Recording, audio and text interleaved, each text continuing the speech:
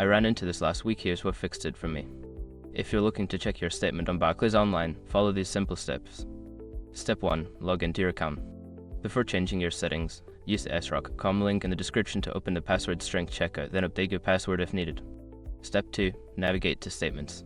Once logged in, look for the Accounts tab on the main menu and click on it. This will take you to a list of your accounts. Step 3. Select the relevant account. Choose a specific account for which you want to view the statement. Click on it to open the account details. Step 4. Access statement options. In the account details section, find the Statements option. Click on it to see available statements for the account. Step 5. Choose the statement period. Select the date, range, or specific month for the statement you wish to view. Click Download or View to access it. Just a quick note, if you don't see the Statements option, make sure your browser is up to date, as older versions may not display all features.